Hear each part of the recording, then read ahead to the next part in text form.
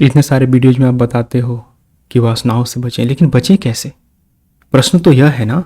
तो देखो, जो भी वासनाएं हैं तुम्हारे आसपास, तुम्हें उससे बचने की जरूरत ही नहीं है। मत बचो तुम वासनाओं से। जो भी वासनाएं हैं, तुम उससे बचने की कोशिश में अपना ऊर्जा ही क्यों लगाते हो?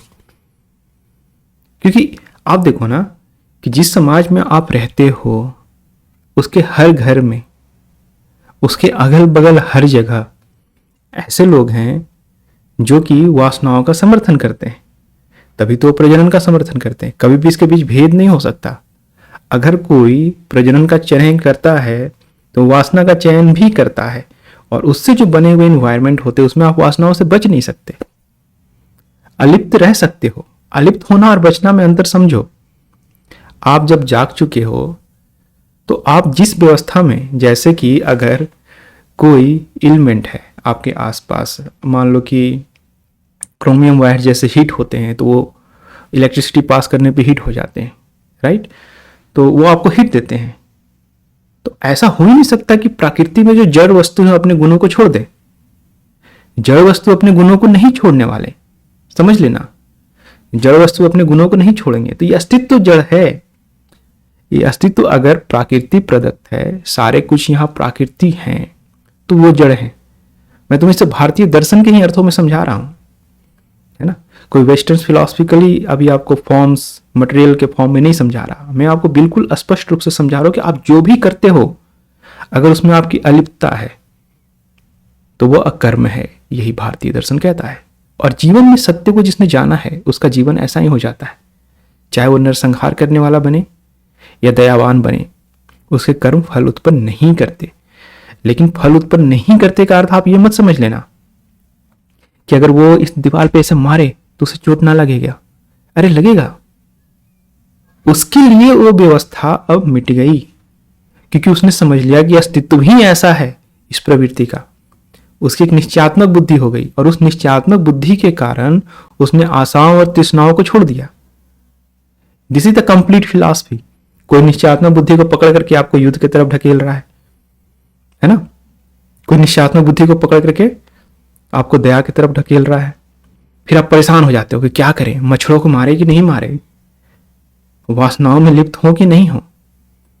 That is completely on the system around you, right. आपका जो विरोधाभास है, राइट, वो यही है कि आप क्या लड़ने लगोगे उससे। तो वासनाओं से लड़ना कभी मत। देखो, समझना है इस बात को। यहां पे बहुत ही स्पष्ट रूप से मैं तुम्हें समझा रहा हूं। जैसे यह कलम है, यह जड़ है। इसे अगर मैंने दूर रखा तो मुझे नुकसान नहीं देगा। इसे मैंने करीब लाया तो भी नुकसान नहीं देगा। कब नुकसान देगा?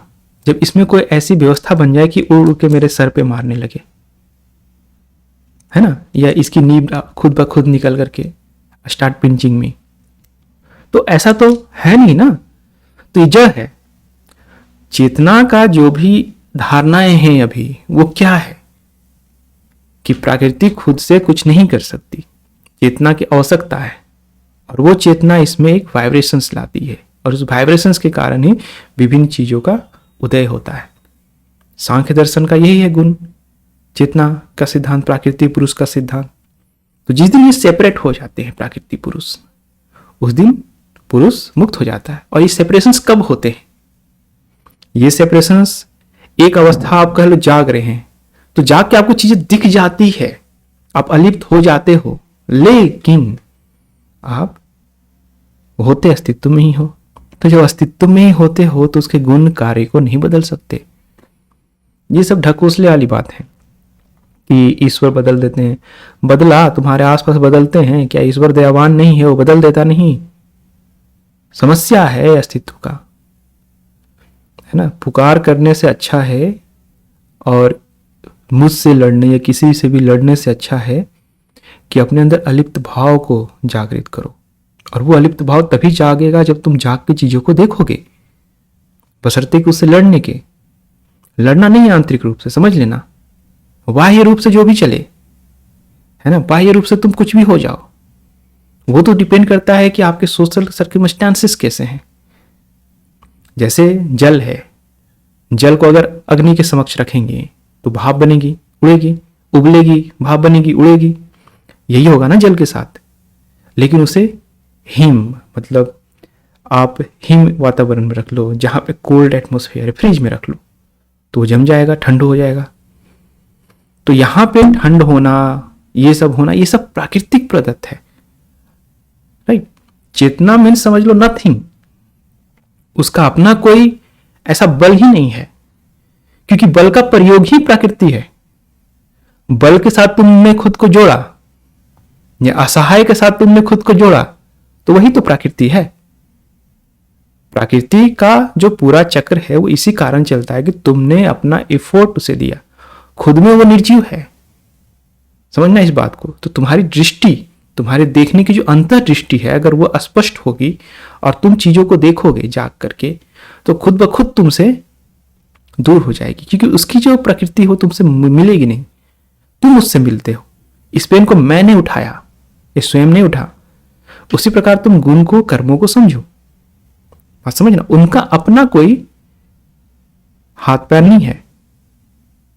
इवन हाथ पैर भी तुम्हारे जो हैं उसके मूवमेंट देने वाले तुम हो, क्योंकि शरीर तो पार्थिव शरीर है, मटेरियलिस्टिक है कंप्लीटली।